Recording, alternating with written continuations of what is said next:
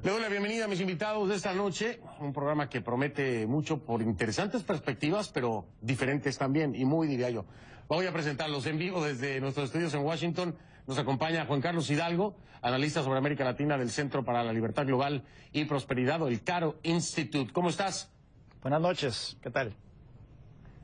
Buenas noches, me da muchísimo gusto. José Gabilondo, exfuncionario del Departamento del Tesoro de Estados Unidos, abogado y profesor de leyes de la Universidad Internacional de la Florida, vía Skype, desde aquí, desde la ciudad de Miami.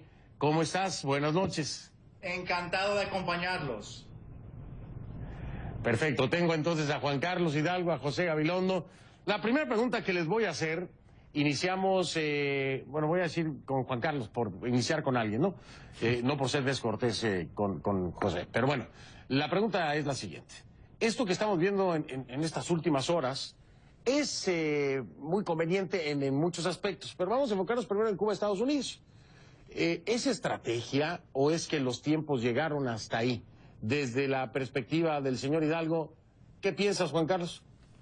Bueno, hay casualidades, ¿verdad? La casualidad de que se haga este anuncio de que el Departamento de Estado finalmente acabó con esta reseña que se ha venido realizando desde que el presidente anunció el deseo de restablecer relaciones diplomáticas el 17 de diciembre, justo de cara a la cumbre de Panamá, como una manera de tender un puente hacia este requisito sine qua non que han puesto los cubanos para el restablecimiento de misiones diplomáticas de embajadas, que es el hecho de remover a Cuba de la lista de estados patrocinadores del terrorismo. Yo no veía una manera en que se pudiera restablecer relaciones sin que Cuba antes hubiera sido sacada de esta lista. Así que no hay ninguna sorpresa en ese sentido. Ciertamente los tiempos no dan para que Cuba sea formalmente retirada de la lista, pero creo yo que la administración Obama espera que los cubanos reconozcan el hecho que está haciendo la administración Obama, o sea, el gesto que está haciendo de sacar a la isla de la lista, y que esto agilice un acercamiento durante la cumbre que finalmente termine con un anuncio del restablecimiento de la relación diplomática. Yo creo que ese es más o menos el cálculo que se tiene por parte de la Casa Blanca. Bueno, esa es la lectura de Juan Carlos Hidalgo. Quiero escuchar ahora la lectura de José Gabilondo y después les planteo una lectura, como siempre, con las teorías de la conspiración de parte mía. Pero, José Gabilondo, esto es, sí, esa es de cosecha mía. José Gabilondo, dime una cosa, esto para ti es, como preguntaba a Juan Carlos, ¿los tiempos se llegaron hasta donde estamos ahora con el tema Estados Unidos-Cuba o es una estrategia muy conveniente de cara, obviamente, a la Cumbre de las Américas? Bueno, yo creo que el tema Cuba tiene una autonomía en la política externa de los Estados Unidos y ha sido un tema muy importante yo creo que esto no tuvo que ver con la cumbre, esto es algo que los demócratas han querido hacer desde hace mucho tiempo y Obama, porque ha sido muy ágil en esto, encontró el momento y él ha tenido el valor de hacer lo que ningún presidente lo ha hecho y lo han querido hacer tanto los republicanos como los demócratas. Y yo creo que es muy útil porque no solamente por el entorno global, pero también yo creo que esto va a ayudar a provocar grietas y rupturas dentro del Partido Republicano, porque ahora lo que va a pasar es que esto se va a volver en otra polémica entre el Partido Republicano, entre aquellos que quieren vivir, o sea, mirando atrás y aquellos dispuestos a modernizar. A mí me parece muy positivo, particularmente porque hasta ahora hemos tratado a Cuba como si no fuera un país normal. Y la realidad es que Cuba es un país como cualquier otro y ya era hora que se reinsertara en el mercado global y yo creo que esta medida va a ayudar mucho a fomentar eso. Bien, ahí está el planteamiento de Juan Carlos Hidalgo, José Gabilondo. Me parece que coinciden. Ahora, sí, desde esta perspectiva, me parece que ambos coinciden. Si estoy mal, me lo dicen ustedes. Pero sí, creo que los dos coinciden un poco en su perspectiva. Pero a ver, Juan Carlos, estamos en un momento que para Estados Unidos, en esta cumbre particularmente, es muy complejo. Es muy complejo porque viene un gobierno venezolano que ha manifestado, hacer de conocimiento público en un foro internacional el desagrado por lo que ocurre con las sanciones por parte del presidente Barack Obama a 7 funcionarios y por el planteamiento de que Venezuela se convierte en una amenaza para la seguridad de Estados Unidos en un trámite administrativo, era la forma administrativa en que se tendría que definir para las sanciones. Pero la situación es la siguiente. El factor Cuba, y tú lo mencionabas hace rato, Juan Carlos, que no llegue a estar aterrizado el sacar a Cuba de la lista de países que patrocinan terrorismo, es muy conveniente. Es decir, te prometo que, pero no me vayas a meter en más problemas si Venezuela viene a reclamarme. Es decir, aquí Cuba queda en una posición, de verdad, piénsenlo así. Invítame a tu fiesta, Juan Carlos, yo te llevo la champaña, pero no vas a dejar a José Gabilondo que me empiece a regañar cuando llegue. ¿Me explico? Es decir, deja a Cuba en una posición muy compleja para poder reclamar apoyando a Venezuela, sabiendo que puede perder mucho con la regularización de las relaciones entre Estados Unidos y ellos, ¿no crees? Fernando, se ha manejado todo el acercamiento con Cuba de una manera tan hermética que uno no sabe si habrá otras negociaciones tras bambalinas para tener algún tipo de acuerdo de cara a la cumbre, cómo se van a reunir los dos, el presidente cubano, el presidente estadounidense y el dictador cubano, si va a haber simple un apretón de manos, si va a haber una reunión bilateral. No sabemos a esta altura todavía qué clase de interacción van a tener los dos líderes de ambas naciones. Lo que mi impresión, lo que a mí me queda un poco claro, es que los cubanos no están tan interesados en un acercamiento con Estados Unidos. En inglés hay una expresión que es calling the bluff, que no sé exactamente cómo se traduce. Tal vez si me ayudas, Fernando o José, cómo se traduce el español. Pero yo creo que lo que la administración Obama está haciendo precisamente es calling the bluff de los cubanos. O sea, los cubanos han usado el tema del embargo, han usado el tema de las sanciones económicas, de la prohibición de viajar, como un artículo de propaganda histórico por más de 50 años, para presentarse como víctimas de agresión imperial de Estados Unidos, para justificar el pésimo estado de la economía cubana, para tener la simpatía y el apoyo de los gobiernos latinoamericanos. Y ahora finalmente viene un presidente estadounidense y le dice, no, ¿saben qué? Sentémonos, seamos amigos, vamos a comerciar. Y los cubanos, usted los ve que están reaccionando incrédulos, poniendo todo tipo de condicionamientos. Raúl Castro en la cumbre de la CELAC en Costa Rica dijo que Estados Unidos tenía que pagar compensación por 50 años del embargo, tenía que devolver Guantánamo, tenía que acabar con la política de asilo de los cubanos, tenía que cerrar Radio Martí. Empiezan a poner todo este tipo de condiciones que me hacen pensar que los cubanos los agarró desprovisto el acto de Obama, muy ágil, y que ahora están buscando excusas para tensar de nuevo la relación. Y es por eso que el tema de Venezuela les cae como anillo al dedo. Siendo aliados tan firmes de Venezuela, ¿quién quita un quite? Y veamos entonces a Raúl Castro en esta cumbre en Panamá denunciando a Estados Unidos por las sanciones a estos 7 individuos del régimen chavista. Y es que ese es el punto, precisamente. No sé si frena a Cuba. En el caso que nos da Juan Carlos Hidalgo es que no le interesa tanto a Cuba. Y entonces, si no le interesara tanto a Cuba, bueno, este momento en el que puede o no salir de la lista de países terroristas no le importaría. Pero a ver, José Gabilondo, ¿tú qué piensas? Yo estoy en total desacuerdo con Juan Carlos, pero total. Y a mí me sorprende que su corazón libertario tomaría esa posición, porque lo que yo veo es que Cuba ha actuado de buena fe.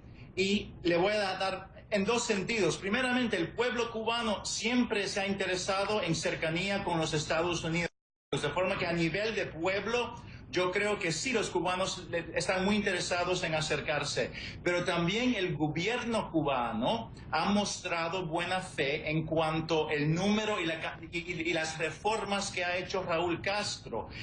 Por ejemplo, han incorporado los disidentes a esta cumbre, de forma que a mí me parece que ambos lados han actuado de buena fe.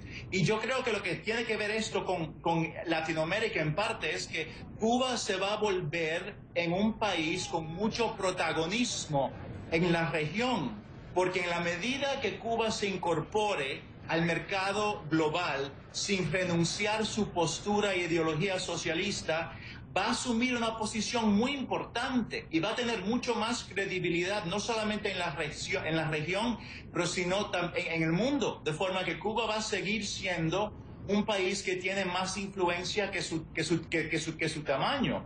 Y yo creo que, o sea, en cuanto a la crítica de Cuba, obviamente Cuba va a continuar la batalla de ideas y francamente hace falta que haya alguna postura que vaya en contra del sistema neoliberal, o sea, alguna crítica sostenida en la región. Y yo creo que Cuba va a poder ser esa voz, de forma que a mí me parece que de nuevo es algo muy positivo que surge de buena fe de ambas partes.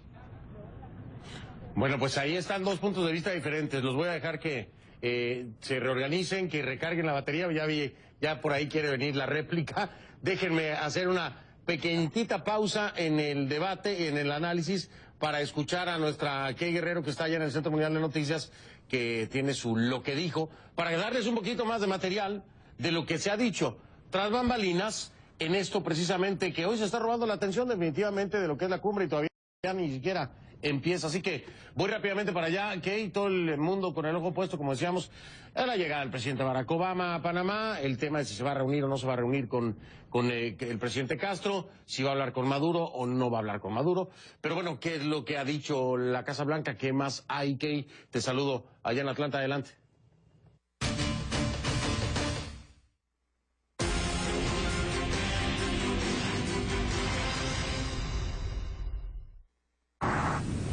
Con mis invitados, Juan Carlos Hidalgo, analista sobre América Latina del Centro para la Libertad Global y Prosperidad, o en español es Cato Institute, o Cato Institute, y José Gabilondo, exfuncionario del Departamento del Tesoro de Estados Unidos y abogado profesor de leyes de la Universidad Internacional de la Florida, vía Skype desde Miami.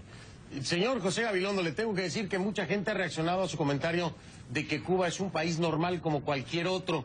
Le voy a dar la palabra porque le está lloviendo en Twitter. No sé si quiere hacer alguna aclaración. Sí, o sea, lo que yo quería decir es que, lo que quería significar es que todos los países son soberanos y tienen el derecho soberano de equivocarse y de cambiar su mente, pero por la postura, por el aislamiento político de Cuba, porque ha atrevido a desafiar los Estados Unidos, hemos pensado, Cuba no es un país como los demás, no ha tenido los mismos derechos que los demás.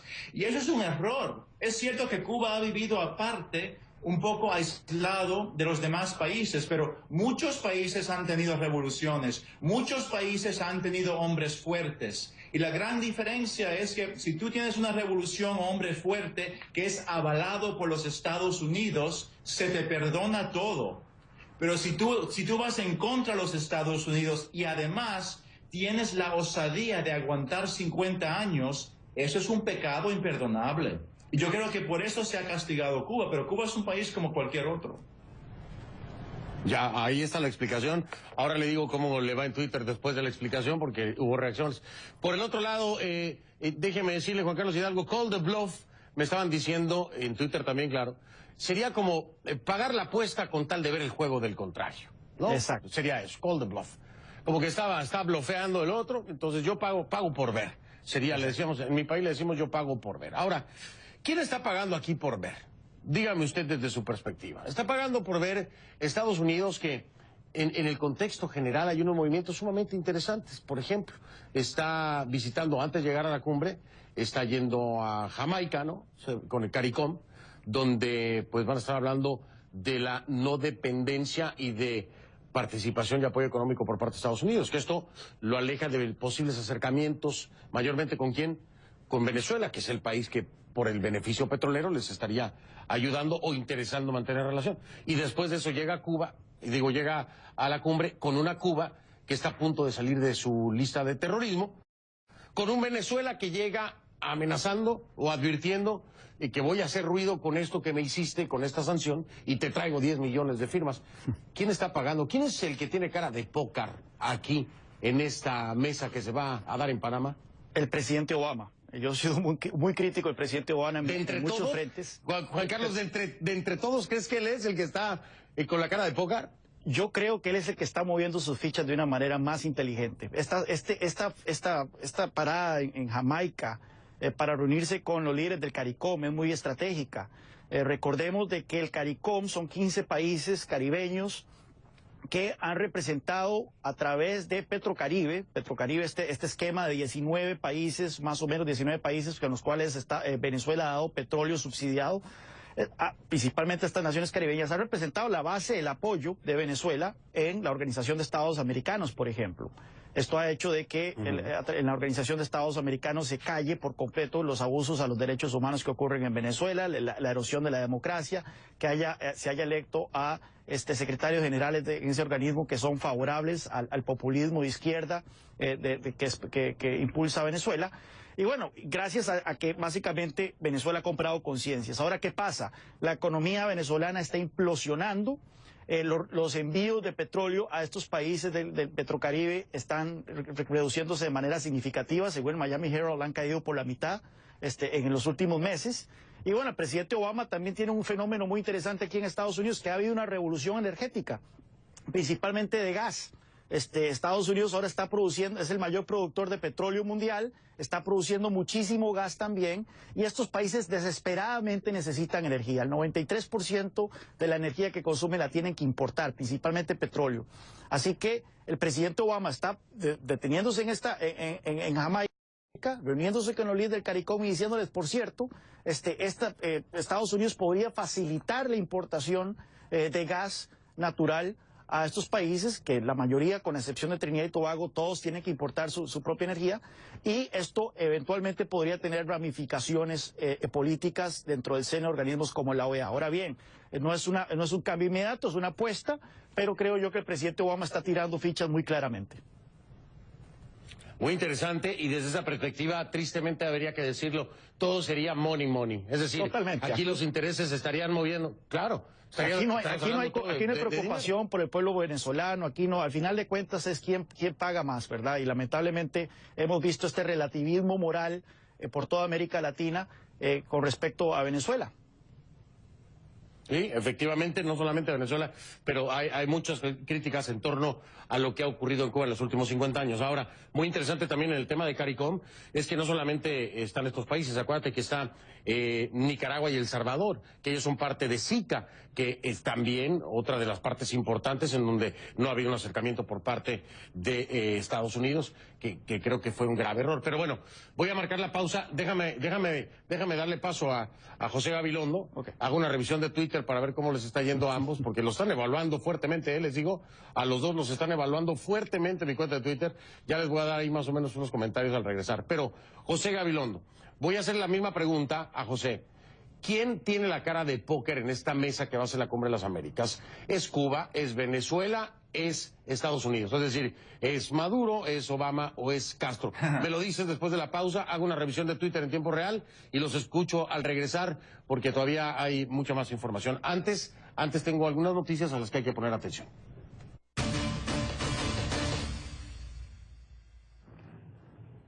Hay que poner atención porque en Venezuela el Ministerio Público informó en un comunicado que Antonio Ledesma, alcalde metropolitano de Caracas, fue acusado formalmente de apoyar, y cito, a grupos que pretendían desestabilizar el país a través de acciones violentas. Su esposa, Mitzi Capriles Elian Tintori, esposa del dirigente opositor Leopoldo López, preso desde hace un año, participarán en el Foro de Sociedad Civil y Actores Sociales, en el marco de la 7ª Cumbre de las Américas, que se celebra en Panamá. Y atención. I have a vision for America. Tengo una visión para Estados Unidos. Quiero ser parte del regreso a la prosperidad. Un verdadero boom económico que ayude a todos los estadounidenses.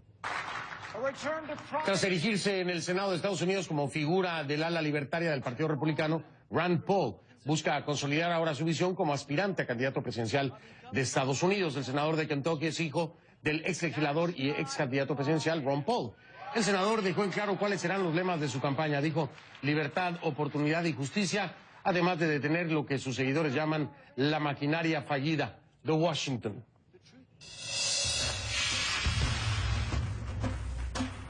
Regreso entonces, sigo con mis invitados. Esta segunda media hora ya de lleno entramos con el tema de Estados Unidos. ¿Entre Cuba y Venezuela?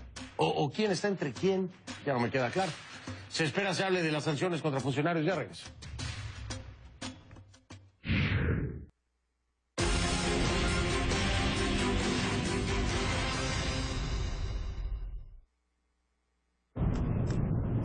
Bueno, en los los últimos 15 años Cuba y Venezuela han sido aliados, vamos a decirlo así, de alguna forma. Entonces estamos hablando precisamente de lo que puede venir en la cumbre, en la séptima cumbre de las Américas. Y aquí precisamente hablábamos de quién está moviendo las fichas, principalmente nos decía el señor Juan Carlos Hidalgo, que lo está haciendo el presidente Barack Obama. Y yo les decía en este sentido que si era como un juego de póker, bueno, pues ¿quién sería el que tiene la cara de póker? Es decir, ese que no tiene ninguna, ¿cómo le digo? Ninguna reacción física, ningún gesto, ¿no? Pero que trae el juego más alto. Esa fue la pregunta que le hice yo a Juan Carlos Hidalgo. Me dice que para él, el presidente Obama. Ahora quiero escuchar a José Gabilondo. Para José Gabilondo, ¿quién tiene la cara de póker? José Gabilondo, ¿la tiene Cuba, la tiene Venezuela o la tiene Estados Unidos en esta cumbre? Bueno, yo creo que sí, sin duda es Cuba, porque tenemos que darnos cuenta que los políticos cubanos son muy hábiles, en gran parte porque han sido el mismo cuerpo que han estado haciendo este trabajo de estadismo por muchas décadas, mientras que han cambiado los políticos de los Estados Unidos, de forma que es un grupo muy hábil y yo creo que van a desempeñar su trabajo muy bien. Pero yo creo quien no ha hecho el papel muy bien ha sido Obama en cuanto a las sanciones contra Venezuela, y yo creo que es lamentable porque hubieron unos comentarios de esta semana de portavoces del Departamento de Estado diciendo que no entendían por qué las sanciones habían recibido una recepción tan fría dentro de Latinoamérica. Yo creo que a eso se refería Juan Carlos cuando habló del relativismo moral. Y lo que a mí me asombra es que los Estados Unidos se ha olvidado que llevamos 2 siglos de intervencionismo en la región, y los Estados Unidos quisiera que nos olvidáramos de eso, y eso me parece un error, o sea, un error naif, y me asombró este comentario del Departamento de Estado. Y yo creo que Obama, o sea, hizo muy bien con Cuba, pero metió la pata con Venezuela. Hizo muy bien con Cuba, pero metió la pata con Venezuela. Yo sé que Juan Carlos Hidalgo no piensa lo mismo, porque lo vi sonreírse inmediatamente. Juan Carlos Hidalgo.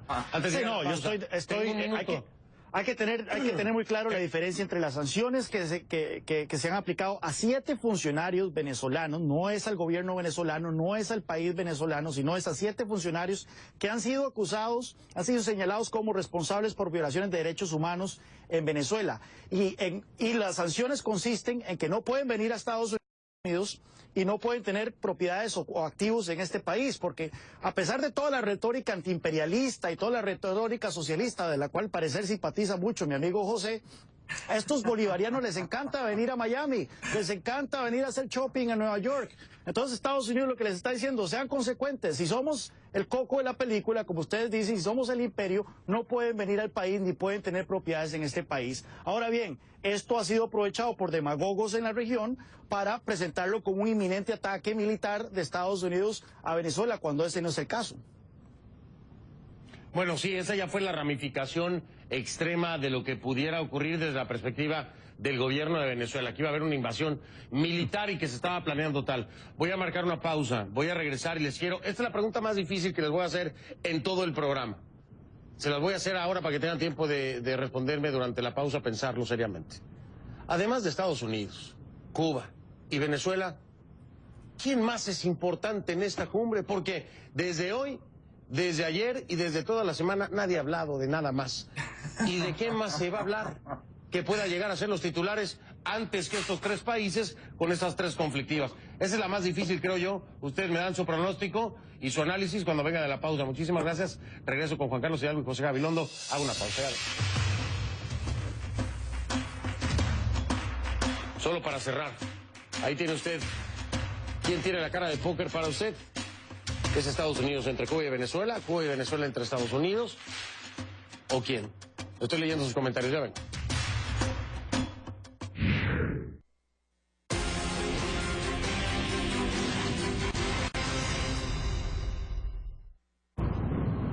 Voy de regreso entonces con mis invitados, Juan Carlos Hidalgo, José Gabilondo. Ya hablamos, es más, teníamos para hablar más aún del tema de Estados Unidos, Cuba, Venezuela.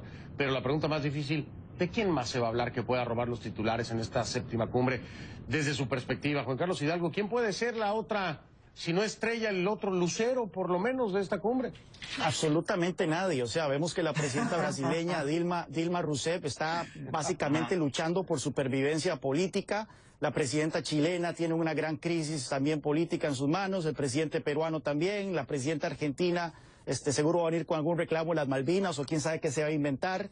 En fin, no va a haber mayor otro tema que va a ser esta confrontación entre este triángulo amoroso y de odio entre Cuba, Estados Unidos y Venezuela.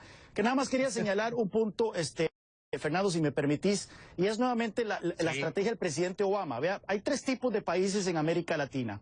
Los clientes de Venezuela, como los países del Caribe que han vivido de su petróleo, aquellos que se identifican ideológicamente con Venezuela, que ahí está Ortega en Nicaragua, está Correa, está Evo Morales, está incluso la misma Cristina, y después están las democracias latinoamericanas que han tenido un silencio cobarde, un silencio bastante sospechoso, cobarde hacia lo que ocurre en la región.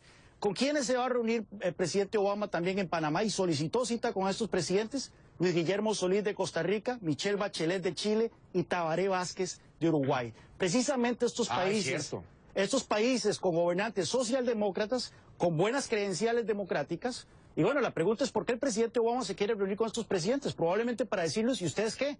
¿Ustedes van a seguir con este silencio cobarde hacia Venezuela?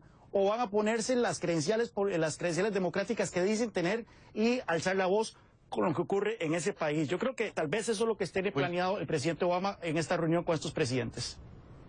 Yo te digo que por ahí puede salir el lucero, ¿eh? En una de esas reuniones por ahí puede salir el lucero que le quite un poco de brillo a las otras 3 estrellas que hablábamos. José Gabilondo, rápidamente te escucho con atención.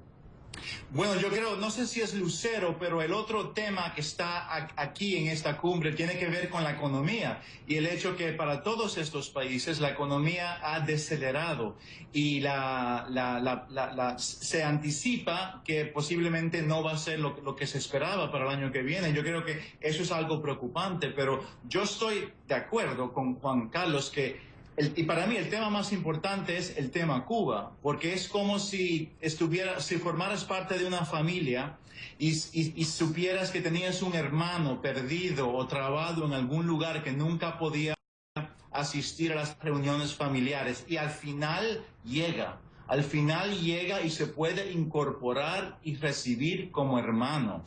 Eso es algo muy significativo y yo creo que con razón eso va a ser el centro de esta cumbre. Sería una familia muy disfuncional, digo, si lo vemos desde esa perspectiva. Como todas con ese pensamiento, como todas las familias, ¿no? Imagínate, qué familia, la familia, los locos Adams sería como familia esto, hombre. Oye, Juan Carlos Hidalgo, José Gabilondo, ha sido un placer, de verdad, señores, ya saben que se les aprecia. Les mando un abrazo, cada quien con sus ideas. Nos vemos pronto y hablamos la próxima ocasión a ver qué más podemos discernir y descubrir. Pásenla bien, nos estoy viendo pronto.